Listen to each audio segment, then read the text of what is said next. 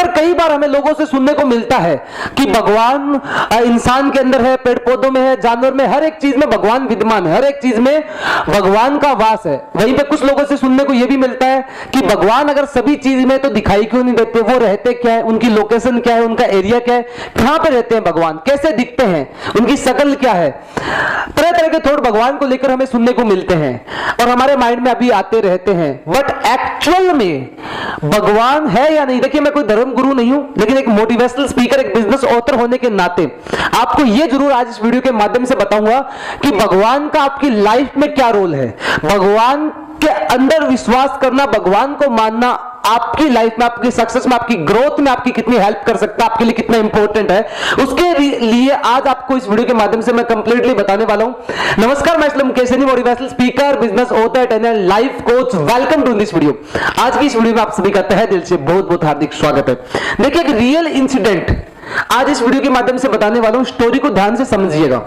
एक साधारण सा व्यक्ति एक गांव में रहता था। उसके 2 बेटे और एक बेटी थी।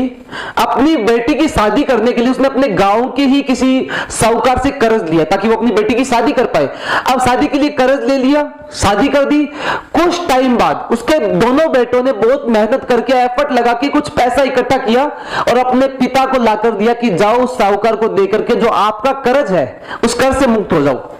अब क्या करता है कि वो साधारण सा व्यक्ति उस साहूकार के पास में पहुंच जाता है, वो पैसा लेकर के, और वो पैसा साहूकार को ले जाकर देता है और कहता है कि ये लीजिए, जो भी आपका कर्ज था वो सारा आपका मूलधन, आपका इंटरेस्ट के साथ पूरा पैसा अपना वापस ले लीजिए और मुझे इस कर्ज से मुक्त कर दीजिए।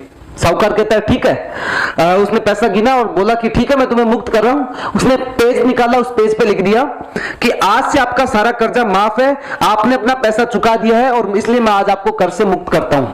आज आप कर्ज से मुक्त हो चुके हो। ये लिख करके ये पर्ची जो है उसने उस नॉर्मल से साधारण से व्यक्ति को पढ़ाने के लिए बोला, इसमें पढ़ के देखिए मैंने क्या लिखा है। उसने बोला मैं कैसे पढ़ सकता हूं, लेकिन हाँ जो भी लिखा है वो ठाकुर जी जाने। तो वो उसका एक प्रभाव था, एक प्रवृत्ति थी कि वो जब भी कुछ भी बोलता था या जान पहचान का भी कोई इंसान मिलता था, जिससे ही मिलता था एक ही बात बोलता था, ठाकुर जी जाने। क्योंकि उस गांव में एक ठाकुर जी का मंदिर था और उनमें उनका बहुत ही विश्वास था पूरे परिवार का। अब क्या हुआ कि वो जो साहूकार था वो समझ चुका था कि इस इंसान को पढ़ना आता नहीं है, अनपढ़ है, हम इसका फायदा उठाते हैं। उसको लालच आया। उसने क्या किया कि उस नॉर्मल से व्यक्ति को बोला कि जाके उस मेज पे एक पानी का गिलास पड़ा, उस पानी के गिलास को लेके आओ। जैसे वो पानी के गिलास को लाने के लिए जाता है तभी दूसरी पर्ची निकालता है। उस पर्ची में लिख देता है कि आपका कर्जा बाकी है, आपको कर्जा चुकाना है, और एक डेट लिख देता है कि आपका कर्ज आप इस डेट को मुझे चुकाओगे। वो पर्ची उसको लिख करके दे देता है। जैसे ही वो समय नजदीक आता है, साहूकार साधारण से व्यक्ति घर पे पहुंच जाता है कि लाइए जो कर्ज आपके ऊपर बाकी है वो पैसा दीजिए। साधारण से व्यक्ति बोलता है मैंने तो सारे पैसे आपको चुका दिए थे, ये तो गलत है, आप ऐसा कैसे कर सकते हैं। उन्होंने बोला आपका तो सारा कर्ज बाकी है, आपका लिखा हुआ आपकी पर्ची में, आप पर्ची में चेक कीजिए। उसने देखा कि वही लिखा हुआ था।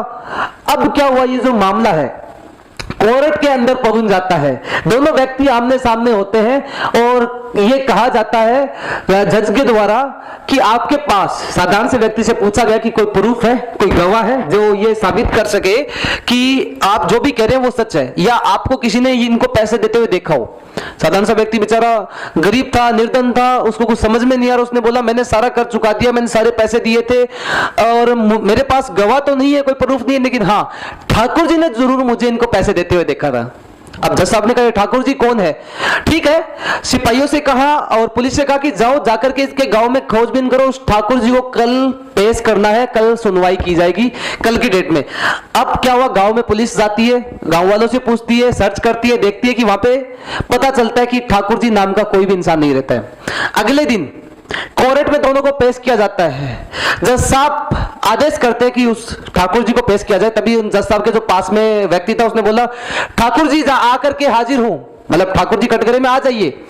अब क्या होता है कि ठाकुर जी नाम का चंदन का तिलक लगा एक वृद्ध सा व्यक्ति आकर के कटघरे में खड़ा हो जाता है। उससे पूछा जाता है क्या तुम ठाकुर जी हो? उसने कहा हाँ नहीं ठाकुर जी हूं, और मैंने इनको पैसे देते हुए देखा था कि साहूकार को इन्होंने अपने पूरे कर्ज के पैसे दिए थे। और अगर आपको फिर भी यकीन नहीं होता तो एक काम कीजिए, इनके घर पे आप किसी भी व्यक्ति को भेजिए और इनकी अलमारी में 23 नंबर जो डायरी पड़ी है, उस डायरी के नंबर 3 नंबर पेज पे ये लिखा हुआ है कि इन्होंने अपना पूरा कर्ज चुका बता दिया। जैसे उनके घर पे भेजा गया, अलमारी में चेक किया गया और डायरी लेकर के जैसी जज साहब के सामने आकर के पेश की गई तो हैरान कर देने वाली बात थी कि वो सारी बातें सच निकली और लिखा हुआ मिला। तब जज साहब ने कहा कि वो तभी देखते कि वो जो ठाकुर जी नाम के वृद्ध व्यक्ति थे वो गायब थे। फिर उनको बोला कि ठाकुर जी नाम के वृद्ध व्यक्ति को ढूंढा जाए, कहीं नहीं मिले। जज साहब खुद उनके गांव में जाकर खोजबीन करते, नहीं मिले, लेकिन इतना जरूर पता चला कि वहां ठाकुर जी नाम का एक मंदिर है। जज साहब उस मंदिर में जाते हैं, माफी मांगते हैं और उस टाइम भी जिस ही मंदिर में जाते थे उस मंदिर की मिट्टी को अपने माथे पे लगाते थे और ये कहते थे कि मैंने जज साहब एक जज होने के नाते वो मंदिर में भी जाकर कभी बैठते नहीं थे कि मैंने खुद स्वयं भगवान को कटघरे में खड़ा किया था, मैं कैसे किसी मंदिर में जाकर के बैठ सकता हूं। वो कभी मंदिर में नहीं बैठते और अपने सिर पे उस मंदिर की मिट्टी को लगाया करते थे। देखिए इस इंसिडेंट से यह प्रूफ होता है कि भगवान को जब हम कह रहे हैं कि भगवान है नहीं है, इस चीज को लेकर के बोला जाता है तो भगवान है क्या। देखिए भगवान एक आशा और एक विश्वास के रूप में हमारे काम करते हैं। देखिए मैं ये नहीं बोलता कि आप पूजा पाठ करो, आप बड़े बड़े यज्ञ करो, आप किसी यज्ञ में जाकर के बैठिए, आप ये कीजिए, नो। लेकिन भगवान को मानने से, देखिए बिना किसी विश्वास के आप कुछ भी नहीं कर सकते। आप अपनी लाइफ में किसी भी सफलता को बिना विश्वास के प्राप्त नहीं कर सकते। महाभारत के अंदर भी अर्जुन को विश्वास था कि भगवान श्री कृष्ण उनके साथ है, इसीलिए वो जीत गए थे। तो बिना विश्वास के आप कुछ भी प्राप्त नहीं कर सकते। अगर आपको विश्वास है कि भगवान है, भगवान में अगर आप विश्वास रखते हैं तो एक ऊर्जा, एक एनर्जी मिलती है, एक आशा और एक उम्मीद मिलती है। कई बार आपको भी सुनने को मिलता होगा, अक्सर आपको बहुत सारे लोग ऐसे बोलते होंगे कि मैं भगवान में विश्वास नहीं रखता, बट कहीं पर ऐसा भी सुनने को मिलता होगा कि आज बाइक से मेरा एक्सीडेंट हो जाता, गाड़ी से मेरी टक्कर हो जाती, बट शुक्र है बाल बाल बच गए, मेरे गाड़ी पास से निकल गई, तो शुक्र है भगवान ने मेरे को बचा लिया। ऐसा सुनने को मिलता होगा। और मेरे पास का दोस्त एक करीबी डॉक्टर है जो हार्ट के पेशेंट्स को देखता है ज्यादातर, और वो भगवान में विश्वास नहीं रखता, वो न के बराबर विश्वास रखता है। बट कई बार उसकी बहुत ऐसी गंभीर सिचुएशंस वाले पेशेंट्स को जब हैंडल करना होता है तो वो एक ही बात कहता है कि देखो जो मैं कर सकता हूं वो मैं करूंगा, जितना मेरे से हो सकता है, बाकी भगवान जाने। तो इस बीच मेरी उससे जब चर्चा होती है तो मैंने उससे यही कहा कि जब तो भगवान में विश्वास नहीं रखता तो एंड में यही क्यों कहता है कि देखो जो मेरे से हो सकता है मैं कर सकता हूं, बाकी भगवान जाने, ये कहने का क्या रीजन है।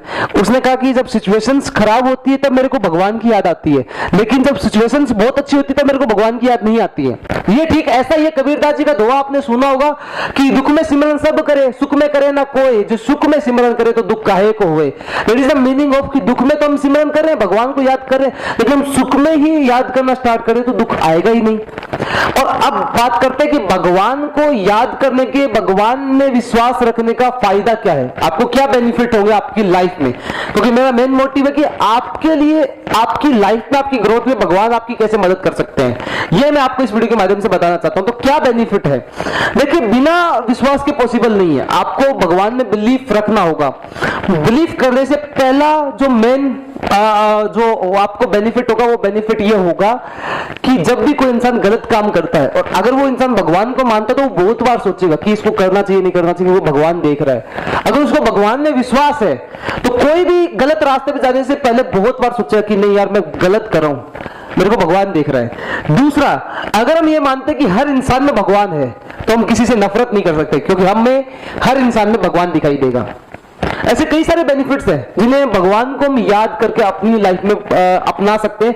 देखिए भगवान को अपनाने से सबसे बड़ा बेनिफिट क्या होगा आज की दुनिया में, मैं यूथ्स को देख रहा हूं, मेरा मेन मोटिव क्या है, भगवान को आपकी लाइफ में आप अपनाते हैं तो जो सबसे मेन रीजन क्या, आज यूथ, आज लगभग लोग क्या स्पिरिचुअलिटी हटते जा रहे हैं। घर में जिनके मतलब भगवत गीता को पढ़ना या स्पिरिचुअलिटी को पढ़ना, याद करना, हम ये चीजें भूलते जा रहे हैं। स्पिरिचुअलिटी से हटना, और दूसरा सबसे बड़ा लॉस कि इंसान जब भी टूटता है, इंसान को जब भी कोई बड़ी सिचुएशंस आती है, जब भी मतलब प्रॉब्लम बड़ी होती है या चारों तरफ से प्रॉब्लम्स आ रही होती है, उस टाइम कुछ नहीं समझ में आता, घबरा जाता है, नर्वस हो जाता है और कई बार तो इतना टूट जाता है जिसकी कोई सिचुएशन ही नहीं होती। रीजन क्या है कि वो स्पिरिचुअलिटी से नहीं जुड़ा हुआ, उसके पास वो विश्वास नहीं है जो होना चाहिए, यानी कि उसके साथ कोई खड़ा है। जैसे भगवान श्री कृष्ण अर्जुन के साथ थे, उनको ये विश्वास था, वैसे ही आपको ये विश्वास करना होगा कि आपके साथ भगवान है। यानी कि अपनी लाइफ में, मैं नहीं कहता कि आपको पूजा करनी है, आपको मंदिर जाना है, आपको ये करना नहीं, लेकिन उस स्पिरिचुअलिटी, उस एनर्जी से जुड़ना है जो आपकी लाइफ में, आपकी ग्रोथ में मदद करेगी, जो आपको लाइफ में आगे बढ़ने में आपको एक बिलीफ चाहिए एक विश्वास चाहिए।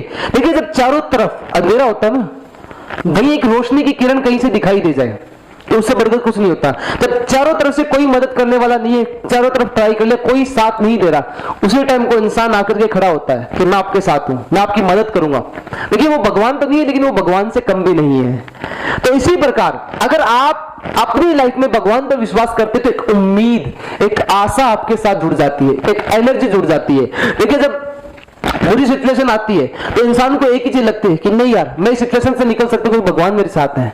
वो एनर्जी, वो ऊर्जा आपके साथ है जो हर किसी के साथ में नहीं होती। जो विश्वास करते हैं उन्हीं के साथ में वो एनर्जी होती है जिनका इस पे भगवान पे विश्वास होता है। तो आई होप सो कि आप अंडरस्टैंड कर पाए, स्पिरिचुअलिटी से जुड़ना भी आपकी लाइफ में, आपकी सक्सेस में बहुत अहम रोल निभाता है। तो आप स्पिरिचुअलिटी से जुड़ जाते हैं तो वो आपकी सक्सेस में आपको पुश करता है, आपको विश्वास से जुड़ जाता है। आप हिम्मत नहीं हार सकते कभी अगर आप भगवान में विश्वास रखते हैं, क्योंकि एक उम्मीद होती है कि नहीं यार मैं कर सकता हूं, कि कोई साथ ना दे तो भी क्या हो गया, क्या करना, कि भगवान तो साथ खड़े हैं। एक विश्वास तो है, एक एनर्जी, एक ऊर्जा तो है कि नहीं यार मैं कर सकता हूं। जब चारों तरफ से टूट जाता है इंसान तो भी उसको विश्वास होगा कि नहीं यार मैं कर लूंगा क्योंकि मेरे साथ भगवान है, मेरे साथ भगवान है, मेरी भगवान मदद जरूर करेंगे।